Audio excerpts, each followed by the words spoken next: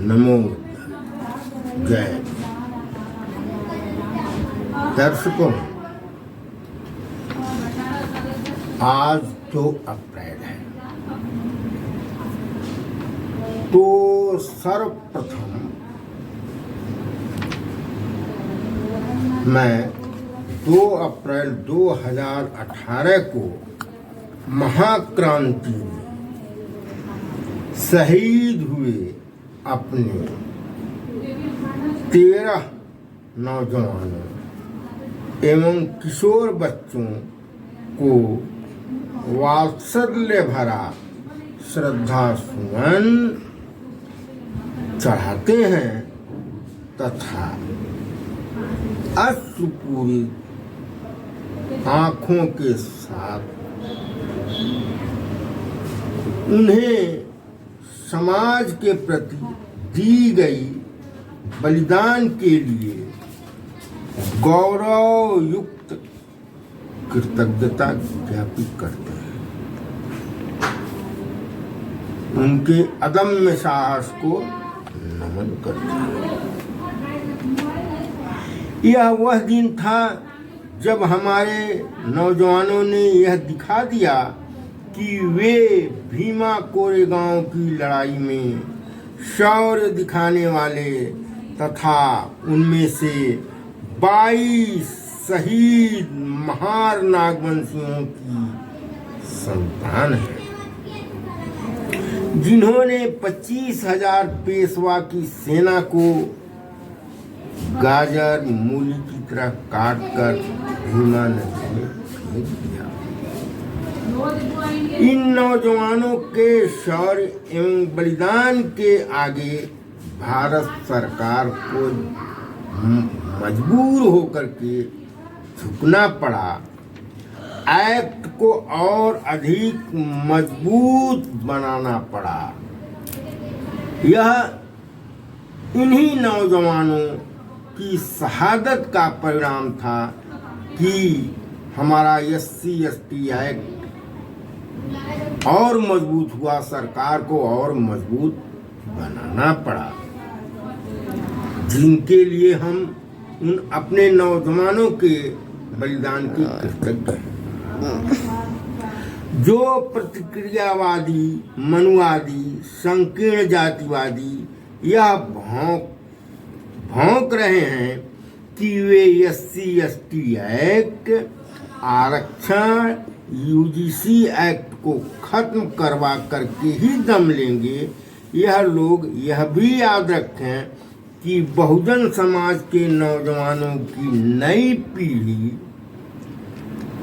अग्नि मिसाइल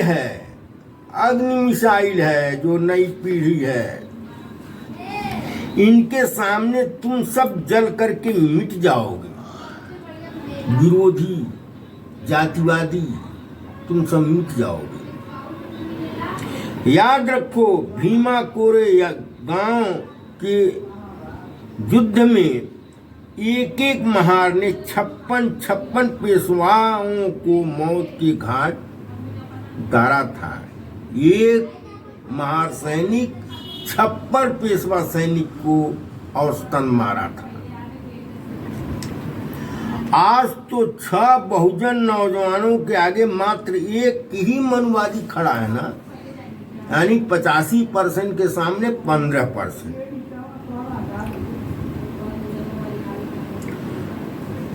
जो केवल फूंकने मात्र से ही उड़ जाएगा। एक तरफ 85%, एक तरफ 15%। अनारक्षित वर्ग के नौजवानों से मुझे यह कहना है कि वे समाज में आग लगाने वाले चंदाखोरों जैसे पंकज त्रिपाठी, अनिल मिश्रा, आनंद स्वरूप, CB पांडे, जुगल किशोर त्रिपाठी जैसे सिरफिरों के झांसे में न आना। ये सिरफिरे मार पड़ने पर चंदा सहित यूरेशिया भाग जाएंगे, चंदा लेकर के फरार हो जाएंगे। आप नाहक में सवर्ण नौजवान जो इनके बहकावे में आकर के जो है तोड़ फोड़ आंदोलन करेंगे, मारपीट करेंगे, तो आप नाहक में जान गंवा बैठे, क्योंकि ये सब तो भाग जाएंगे, मिलेगा कुछ नहीं, मिलेगा कुछ नहीं। हमारे जवान जान गंवाए 2 अप्रैल 18 को हमारे 13 नवयुवक जान गंवाए, बलिदान दिए, शहीद हुए, तो समाज को सुरक्षा कवच बचा करके दे गए। ये उनकी उपलब्धि है, गए तो, लेकिन अपने समाज को मजबूत सुरक्षा कवच दे गए। उनका बलिदान बेकार नहीं गया। तुम्हारा तो समाज ही नहीं बचेगा, फिर तुम्हारा नाम लेने वाला कौन होगा? बोलो जरा सोचो, जब 85% जनता तथा 15% जनता आमने सामने होगी तो गली गली चौराहे चौराहे पर मार काट मचेगी, आगजनी होगी, चारों तरफ आग की लपटें उठेगी, तो मंजर कैसा होगा? भयंकर चीख पुकार, फिर डरावना सन्नाटा होगा। 15% का एक पूरा समाज मिट चुका होगा। केवल कुछ सिरफिरे लालची चंदाखोरों के उकसावे एवं गलत बयानी के कारण, इनके गलत बयानी के कारण, इन सबों के उकसावे के कारण एक पूरा का पूरा समाज बर्बाद हो जाएगा। तो हमें इस विध्वंस को हर हाल में रोकने की कोशिश करनी चाहिए। हम अपने बहुजन समाज के नौजवानों से भी अपील करते हैं कि वे उदित राज, एक है उदित राज जो कांग्रेसी भाजपा में था, फिर कांग्रेसी हो गया, बहुत उलझुल बातें करता है, बहुत ही जो है यूजीसी का कह रहा है कि हम ही जो है लड़ करके अकेले ले लेंगे, यूजीसी लागू करवा देंगे। मायावती चुप है, मैं जो है ये हूँ, उकसा रहा है, बहुजन नवयुवकों को उकसा रहा है, जबकि यहाँ उकसाने की बात नहीं होनी चाहिए। एक तरफ जो है जातिवादी उकसा रहे हैं अपने लोगों को, तो दूसरी तरफ ये अपने को बहुजन समाज का नेता कहने वाला उदित राज है, रतन लाल है, ये सब अपने बहुजन नौजवानों को उकसा रहे हैं और कह रहे हैं मायावती शांत है, चुप है, आप लोग आगे बढ़िए, हम हैं ना, अब मार पड़ेगी तो ये भाग जाएंगे। मार पड़ी थी रतन लाल पर, उल्टा पलटा बोला था, तो कौन बचाया? बहुजन एडवोकेट लोग दिल्ली के नहीं रहे होते तो इनकी अच्छी खासी कुटाई तो हो गई होती। अब बमक रहे हैं। तो आप लोग जो है उदित राज, रतन लाल जैसे समाज के गद्दारों के उकसावे में न आवे। ये आपको भड़का करके सवर्णों से लड़ाकर बहुजनों का नेता बनना चाहते हैं। ये आपके नेता नहीं, छिपे सांप हैं, स्वार्थी हैं, गद्दार हैं समाज की। आज यहाँ कल वहाँ, आज यहाँ कल वहाँ।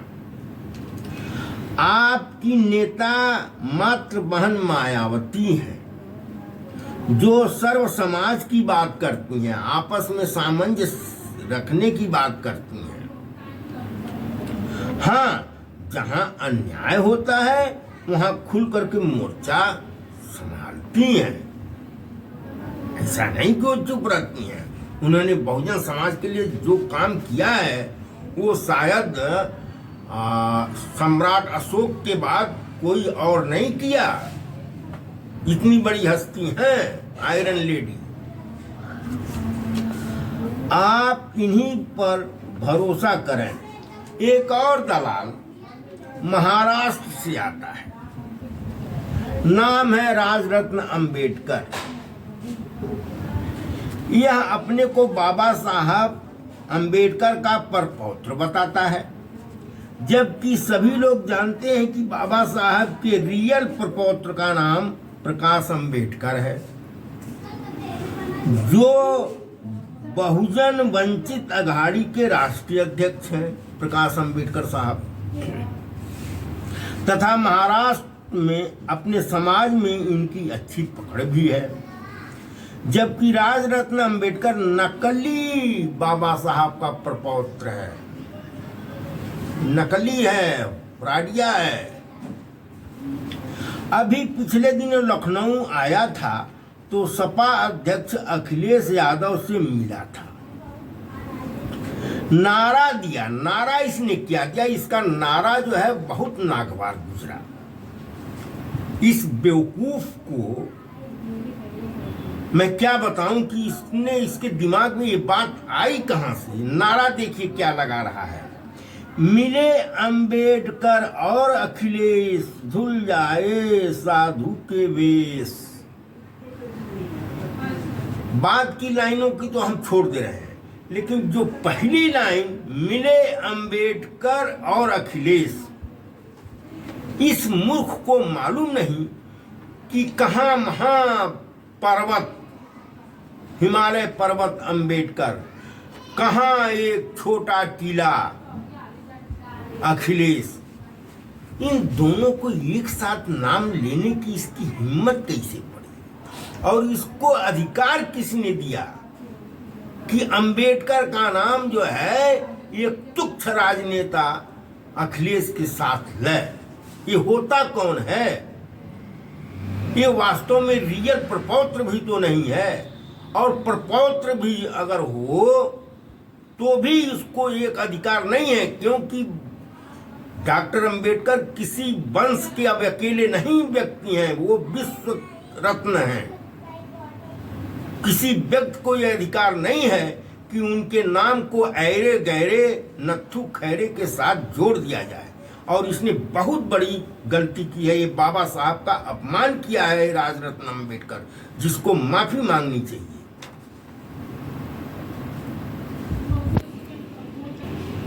यह मूर्ख उस अखिलेश का नाम अंबेडकर के साथ जोड़ रहा है, जिसकी पार्टी ने अंबेडकर पार्क को अयासी का अड्डा बताया था। संत रविदास, मान्यवर काशीराम, राष्ट्रपिता ज्योतिराव फुले, माता रमाबाई, छत्रपति साहू जी महाराज तथा अन्य बहुत सारे बहुजन महापुरुषों के नाम पर बने योजनाओं, जिले, संस्थानों का नाम बदल दिया, जो मायावती सरकार द्वारा